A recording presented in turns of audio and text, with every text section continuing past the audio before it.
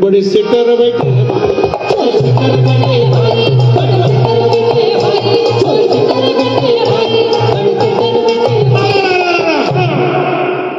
कुछ दिल्ली में बैठे हैं भाई। कहाँ बैठे हैं? कहाँ बैठे हैं? सुनाई नहीं दे रहा मुझे। कहाँ? साथियों नमस्कार, DMA India online YouTube channel में आपका हार्दिक स्वागत है। आज हम पर्सनैलिटी ऑफ द वीक की खास कड़ी में बातचीत करने जा रहे हैं जाने माने गायक, सामाजिक कार्यकर्ता संभाजी भगत साहब से। संभाजी भगत साहब, आपका स्वागत है इस कार्यक्रम में। नमस्ते। नमस्ते जी।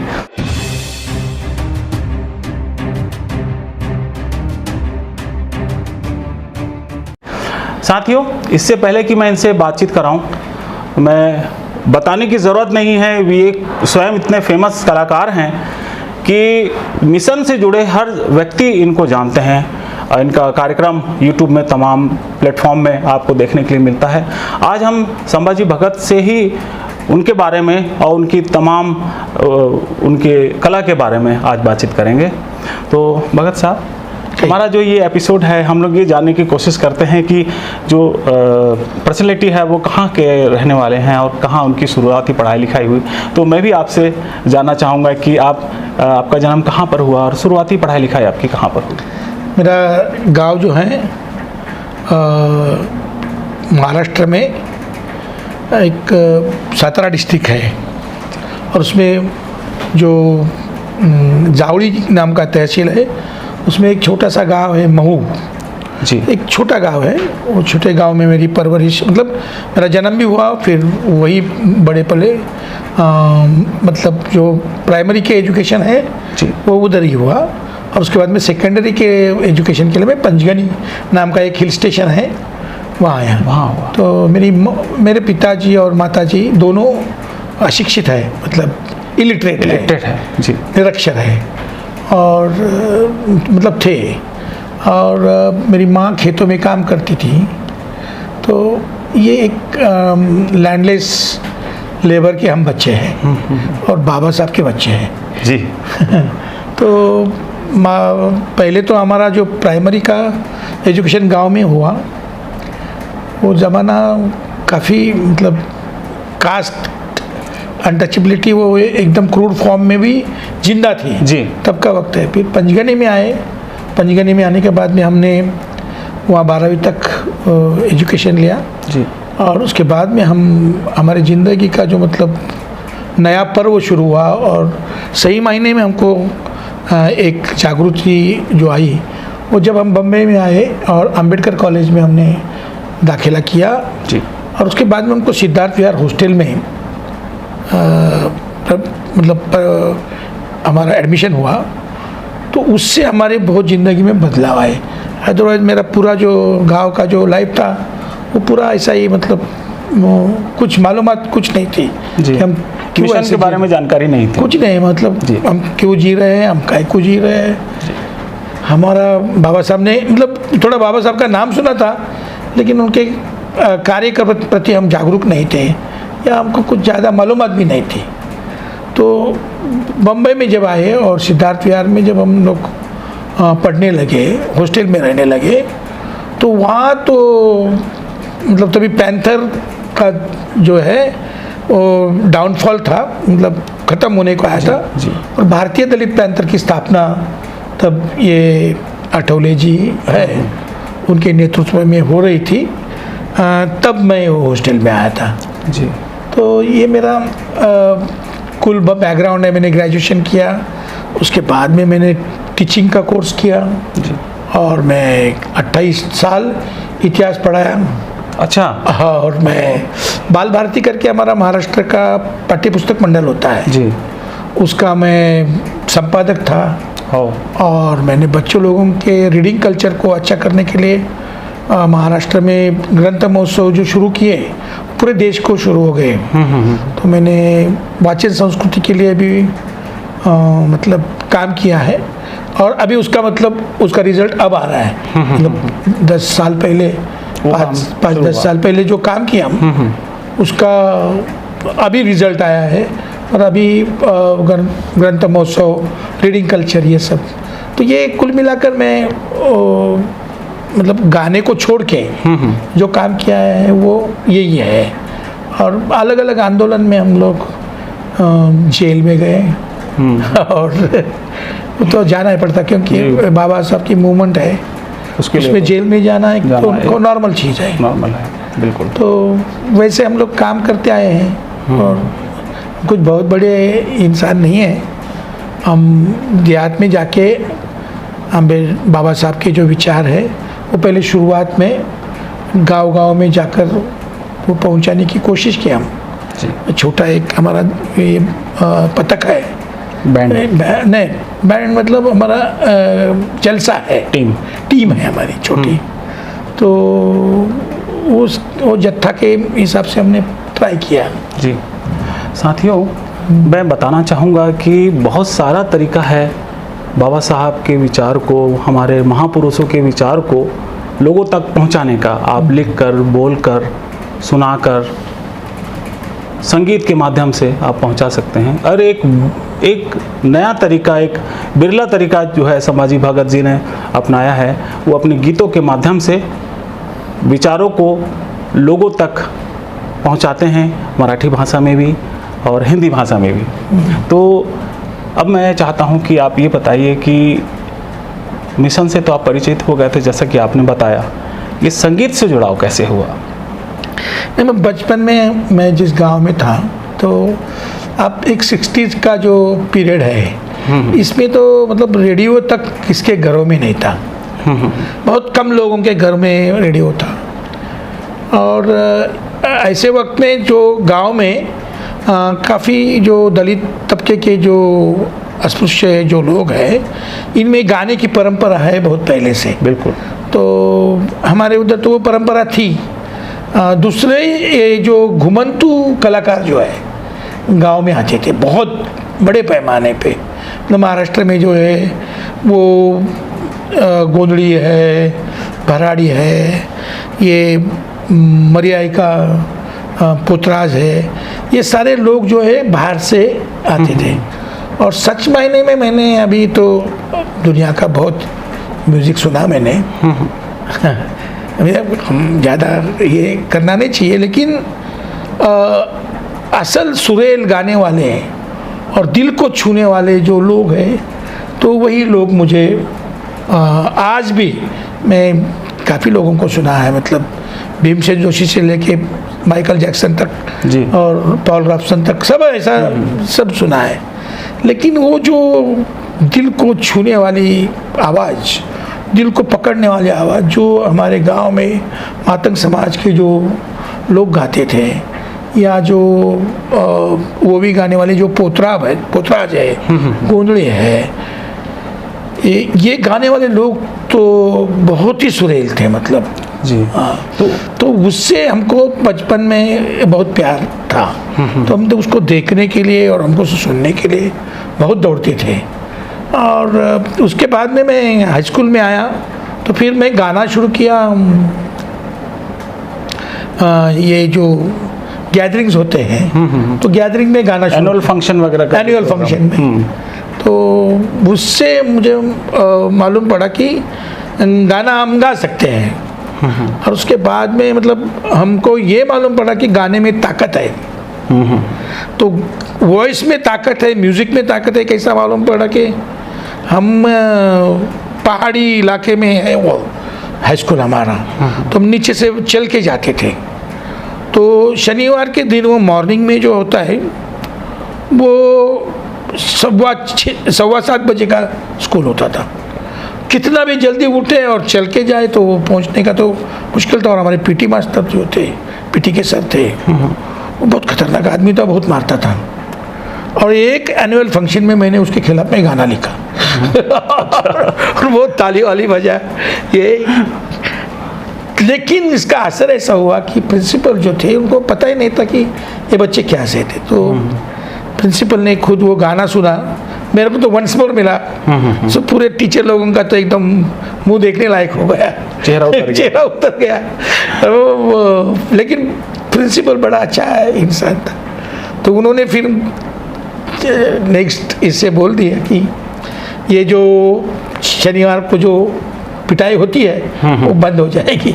तो मुझे ध्यान में आया कि म्यूज़िक में ताकत है, हमारे दिल की बात हम दूसरे तक पहुंचा सकते हैं बहुत आसानी से। बहुत आसानी से।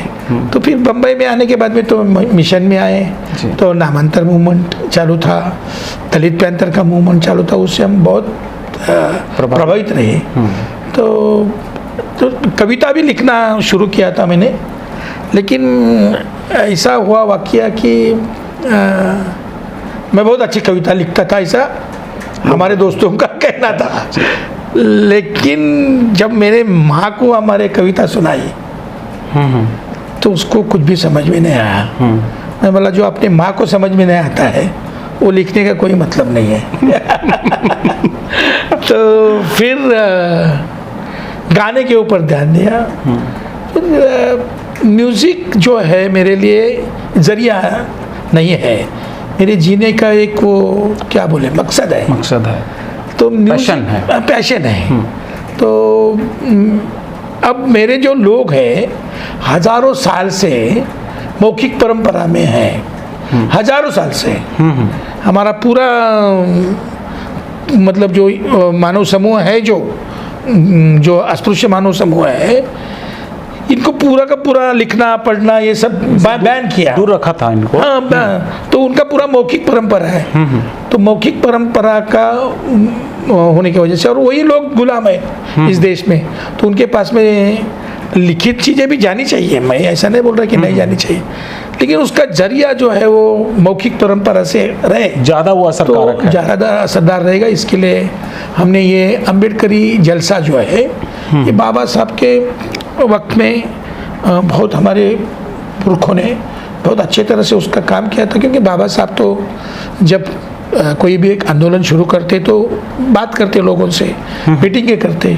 अब वो लोग आते और सुनते कि बाबा साहब ये करना चाहते हैं, फिर वो अपने गानों में डाल के वो गांव-गांव तक लेके जाते। जैसे कि महाड़ का जो सत्याग्रह है पानी का, तो पानी का सत्याग्रह जो है वो तो उसमें ये पूरे हमारे लोग तमाशा में थे, वो छोड़ दिए वो लोग। जैसे बाबा साहब आए और उन्होंने बोला कि ये तो क्या कर रहे हो, गंदगी है ये, फिर वो अम्बेडकरी जलसा शुरू हो गया। तो अम्बेडकरी जलसा जो है बहुत बढ़िया तरीके से चल रहा था। लेकिन बाबा साहब अम्बेडकर जब ये हुए, बाबा साहब का मृत्यु हुआ, तो उसके बाद में बाबा साहब के पश्चात ये कव्वाली पार्टी शुरू हो गई। और इसमें क्या होता था कि बहुत बेकार तरीके से हमारी कोई बहन स्टेज पे है और हमारा ये आदमी है वो उसका इज्जत निकाल रहा है। तो ये सारी चीज़ें मैंने देखी कॉलेज के ज़माने में। मैं बोला ये तो ठीक नहीं है, ये नहीं बाबा साहब अगर होते तो ऐसे लोगों को तो नाराज हो जाते। तो ये नहीं होना चाहिए, लेकिन उनके ऊपर टिक्का टिप्पणी करते बैठने का अच्छा नहीं है। और तभी ही मतलब 83-84 का दरमियान अर्धसत्य नाम का सिनेमा आया था, तो विजय तेंदुलकर के साथ में मैं काम कर रहा था उसका। लेकिन मेरे दिमाग में आया कि मैं समझो बॉलीवुड में जाऊँ या सिनेमा भी करूँ तो क्या होगा, एक लेवल तक जाएगा, लेकिन ये तो बहुत नीचे है। बिल्कुल। तो मैंने सोचा कि ये हम लोगों को तक जाना चाहिए, हमारी जनता तक जाना चाहिए, तो तभी अम्बेडकरी जलसा निर्माण करना चाहिए, ऐसे मेरे जहन में था। लेकिन फिर भी मैं इतना कुछ दो अभी 94 से लेके फिर मेरे दिमाग में आया कि नहीं ये करना चाहिए जी। और फिर एक छोटा गुट बनाकर हमने वो शुरू किया, और 1999 में ही उसको अम्बेडकराइट जलसा करके नाम दे दिया और हम शुरू किए काम। इसका जो मतलब इम्पैक्ट है महाराष्ट्र के जनता के ऊपर खास करके, वैसे मैं बाहर भी परफॉर्म करता हूँ, लेकिन महाराष्ट्र की जनता के ऊपर मैंने देखा कि शुरुआत के टाइम में मतलब 2003, 2004, 5, 6, 7, 8 ये जो पीरियड है वो पीक आवर था, और ऐसा बहुत बड़े पैमाने पे लोग जलसा देखने के लिए आते हैं। हाँ, तो वो एक फॉर्म पकड़ा और वो अच्छे तरह से गया। तो अभी तो महाराष्ट्र में बहुत सारा जलसा है, जो नए बच्चे आ रहे हैं वो कर रहे हैं, बहुत अच्छा है, मैं उनका स्वागत भी करता हूँ जी। तो ये मिशनरी जैसा काम जो है हमने हाथ में लिया है, इसमें मैं अकेला नहीं हूँ, मेरे साथ में जो बहुत सारे बच्चे जो है बहुत दिल लगा के काम किए हैं, तो वो भी है, ये बाबा साहेब अटकिले है जी, विशाल है, प्रिया है, ये मयूर है, ये सारे जो बच्चे हैं बहुत अच्छा काम किए हैं। तो वो मतलब गुट बना के हम लोगों ने वो काम किया जी। तो ये मिशन है हमारा, और ये हम चालू रखा। साइड बाय साइड हम लोगों ने क्या किया है कि शिवाजी अंडरग्राउंड इन भीमनगर मोहल्ला नाम का एक नाटक भी ये जलसा के माध्यम से, ये हम लोग बाबा साहब का जलसा करते थे, उससे पैसा आया तो वो पैसा उठा के उसमें हमने वो नाटक में डाला, तो वो नाटक भी बहुत फेमस हुआ जी। अब उसके 1000 तक तो मतलब शो हो चुके हैं। ये नाटक जो है कि हम बाबा साहब का काम करते हैं, लेकिन शिवाजी के माध्यम से भारत के ब्राह्मणवादी उसको ब्राह्मणाइज करके हमारे अलग अलग जगह पे मतलब खास करके बम्बई में तो राइट शिवाजी के नाम से करते हैं, हिंदू मुसलमान करते हैं, लेकिन शिवाजी का सिंबल वापरते हैं। तो वो मैंने देखा तो मैंने बोला कि इसके वो तो वैसे नहीं थे, छत्रपति शिवराय वैसे नहीं थे, तो हमने फिर वो एक नाटक किया तो वो बहुत फेमस हुआ और उसके शोज बहुत जगह हुए, और उसका म्यूज़िक लिरिक्स और सब हम लोगों ने किया था गांव में जाके, कोई तो पैसा तो इतना नहीं था, लोगों से ही उसको बना दिए, तो वो बहुत फेमस हो गया। उसके बाद में एक कोर्ट नाम का फिल्म जो है कि भारत में न्याय की व्यवस्था कहाँ तक सड़ गई है, तो उसके बारे में तो वो तो ऑस्कर में गया वो अच्छा फिल्म। अच्छा। तो डॉक्यूमेंट्री फिल्म था वो? नहीं feature film proper feature film था। तो इस तरह से हम लोगों का कंट्रीब्यूशन, मैंने बुक्स भी लिखे हैं, लेकिन मेरा मेन मकसद ये है कि ये लोगों तक मूल्य व्यवस्था जाना चाहिए। अभी हमको मालूम हुआ कि भाई मतलब मुझे तो 90 से ही मालूम था कि संविधान के ऊपर आँच आने वाली है, तो मुझे तभी मालूम पड़ा था जिस दिन बाबरी मस्जिद शहीद हो गए, तो उस दिन हमें मालूम पड़ा कि ये बाबरी मस्जिद के ऊपर हमला नहीं है, ये संविधान के ऊपर हमला है, वंचित वर्गों को वो संविधान को ख़त्म करना चाहते हैं। तो फिर हम लोगों ने उसका भी एक काम शुरू किया, संविधान को बचाने के लिए घर घर में जाकर संविधान को समझाना, संविधान का जो प्रियम्बल है, प्रियम्बल को समझाने का काम जो है डोर टू डोर कैंपेन करते हैं, और उसका एक अलग तरीके से हम करते हैं, तो उसका भी एक रिज़ल्ट अच्छा आया, और उसके ही थ्रू से हम लोगों ने एक इंसानियत की पाठशाला शुरू की, जिस इंसानियत के पाठशाला में हमारा पूरा संविधान जो है इंसानियत के बाजू में है। तो उसको अगर पहुंचाना है तो पहले इंसानियत को हम लोगों को साथ में लेके जाना चाहिए। तो इंसानियत और संविधान के मूल्य ये साथ में लेके सारे लोगों को इकट्ठा कर सके, ऐसे वो इंसानियत की पाठशाला बहुत अच्छे तरह से चली। ये हिंदी में भी कुछ टाइम के लिए चली, लेकिन वो हमको अच्छा, ये अभी कोविड आया उसमें हमारे साथी गुजर गए 2, तो वो बंद हो गया, लेकिन मराठी में माणुसकीची शाळा चल रहा है। जी। तो ये काम हम लोग कर रहे हैं, ये कुछ बहुत बड़ा रिवोल्यूशनरी काम नहीं है, लेकिन मूल्य व्यवस्था को बनाने के लिए, क्योंकि हमारे कार्यकर्ता जो बनते हैं basically they are not trained, untrained कार्यकर्ता जो होते हैं फिर आइडियोलॉजिकली वीक हो जाते हैं। आइडियोलॉजिकली वीक कार्यकर्ता जो है एनिमी के साथ में जाते हैं, एनिमी उसको फंसा देते हैं, उसको गुमराह कर देते हैं। तो उसके लिए हम लोगों ने ये मूल्य व्यवस्था को उजागर करने के लिए, और कार्यकर्ता नए जो है आएंगे हमारे साथ में, अच्छे कार्यकर्ता जो आएंगे बनेंगे आगे जी, वो मूवमेंट को आगे लेके जाएंगे, इसलिए हम लोगों ने ये प्रयास जारी रखा है। तो जैसे आपकी जो गीत है, आप जो गाते हैं, तो क्या ये मार्केट में एल्बम के फॉर्म पर है या फिर इसको ऐसे इस फॉर्म पे लाने की कुछ कोशिश है?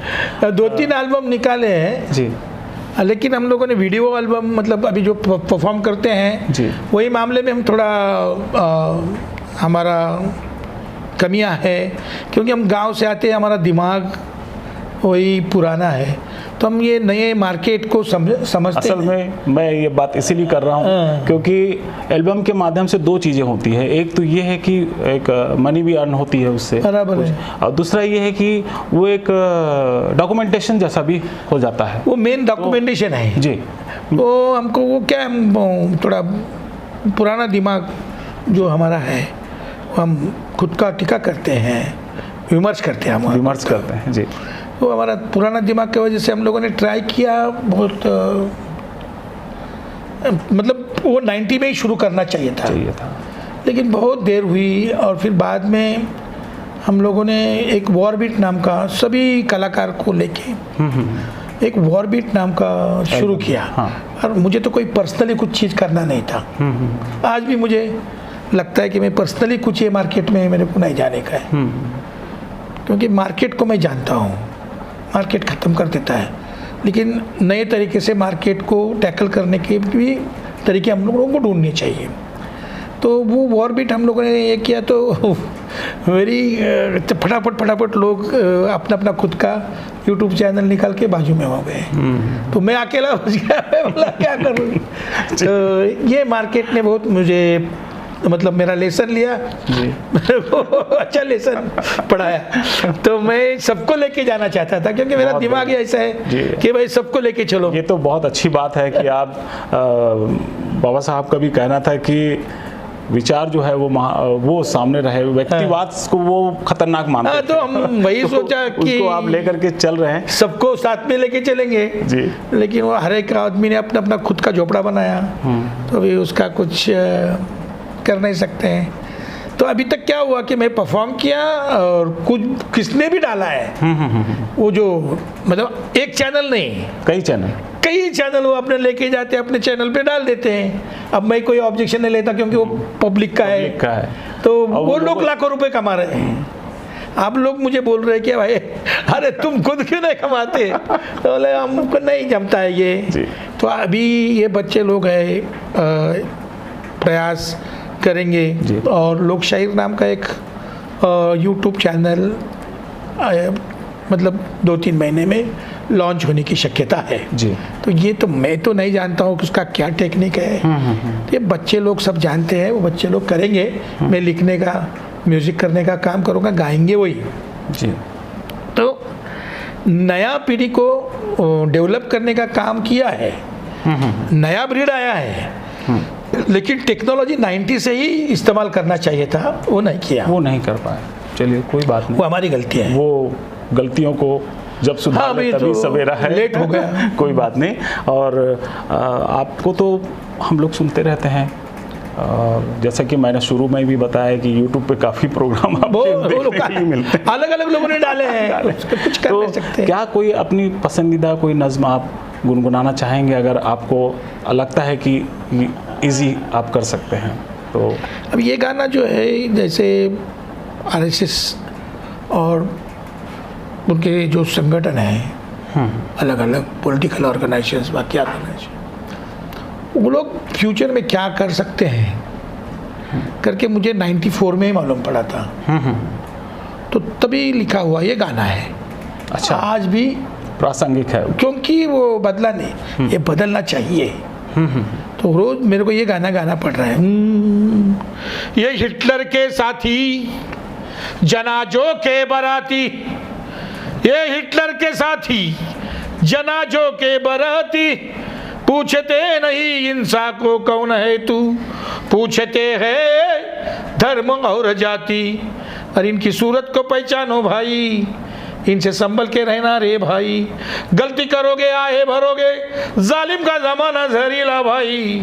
चोर चिट्टर बैठे हैं भाई, बड़े सेटर बैठे हैं भाई, कुछ दिल्ली में बैठे हैं भाई, कुछ बम्बई में बैठे हैं भाई, बातें राम की चली है भाई, बातें रहीम की चली है भाई, बातें वेद की चली है भाई, बातें वेद की चली है भाई, बातें भेद की चली है भाई, बातें पुराण की चली है भाई, बातें कुरान की चली है भाई। राम कथा में डूबे हम भाई, रामलीला में डूबे हम भाई। ए राम रहीम तो अपनी जगह पे रोजी रोटी कहाँ ढूंढे रे भाई। अरे बड़े झोलर बैठे हैं भाई, बड़े सेलर बैठे हैं भाई, बड़े झोलर बैठे हैं भाई, बड़े सेलर बैठे हैं भाई। सो एक्चुअली हमारा कहना है कि लोग ये जो दमनकारी जो राज्य व्यवस्था है, दमनकारी सांस्कृतिक व्यवस्था है, इसको विरोध करने के लिए लोगों को जागरूक करना ये हमारा मिशन है। ये मिशन बाबा साहब ने दिया है। दूसरा चीज़ है कि हमारा खुद का एक एस्थेटिक सौंदर्य शास्त्र हमारा खुद का हम लोगों को खड़ा करना चाहिए। ये जलसा के माध्यम से हम वही भी प्रयास, बहुत बड़ा काम है। हाँ, वो भी प्रयास कर रहे हैं। तो ये सारी चीज़ें हम गानों के माध्यम से कर रहे हैं, नाटक के माध्यम से कर रहे हैं, हमने सिनेमा भी एक किया है और काफ़ी चीज़ों के लिए मैंने मतलब मराठी में जो अच्छे सिनेमा है जी, उनके लिए म्यूज़िक किया है, अच्छे नाटक के लिए म्यूज़िक किया है। तो मुझे जो अच्छा लगता है वो मैं करता हूँ। सारे नेशनल अवार्ड वगैरह सब मिलते हैं, लेकिन नेशनल अवार्ड मिलने के बावजूद भी मैं खुश क्यों नहीं हूँ? क्योंकि परिस्थिति नहीं बदलती है। क्योंकि बदलाव जो आप चाह रहे हैं वो नहीं होता है। और वो तो ऐसा नहीं होता है सिर्फ हम गाना गाने से बदल नहीं होएगा। इसको ऑर्गेनाइजेशन चाहिए, इसको पॉलिटिकल ऑर्गेनाइजेशन चाहिए, इसको कल्चरल ऑर्गेनाइजेशन चाहिए, लड़ने वाले लोग चाहिए। हम गाना गाते गाते लड़ेंगे आपके साथ में, लेकिन लोग ऐसे खड़े होने चाहिए जो संगठन ही उसका सही जवाब है। संगठन से ही ये दुख को हम ख़त्म कर सकते हैं। विचार और संगठन, ये दो चीज़ें साथ साथ हम लोगों को रखनी पड़ेगी, तब कहीं जाकर ये काम जो है आगे बढ़ेगा। बिल्कुल सही कह रहे हैं संभाजी साहब कि विचार और संगठन दोनों को लेकर के चलना पड़ेगा।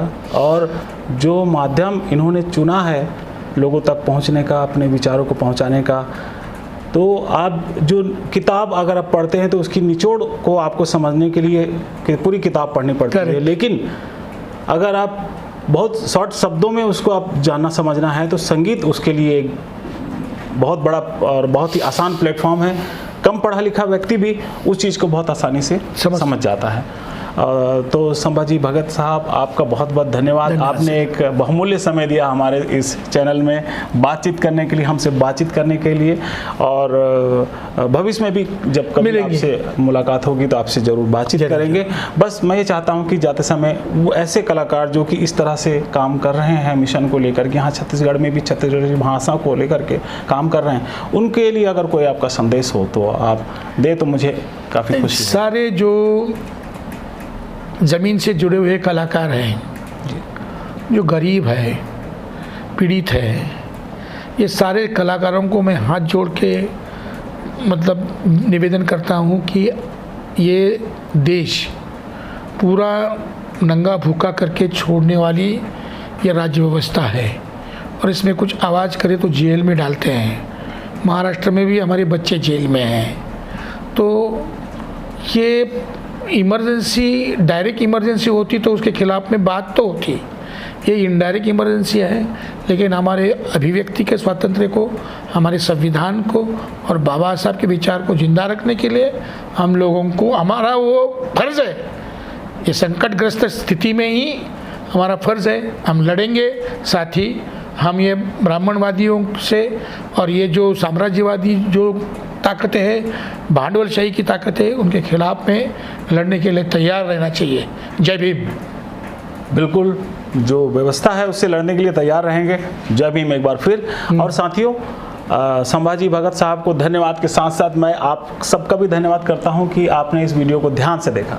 मिशन के जितने लोग हैं और जो हमारे लोग हैं जो मिशन से परिचित नहीं हैं, उन तक इस वीडियो को ज़्यादा से ज़्यादा पहुंचाइए, ताकि जो बात कहना चाहते हैं बहुत कम शब्दों में संभाजी साहब, वो बात वहां तक पहुंच सके और वो लोग इस मैसेज को समझ सकें।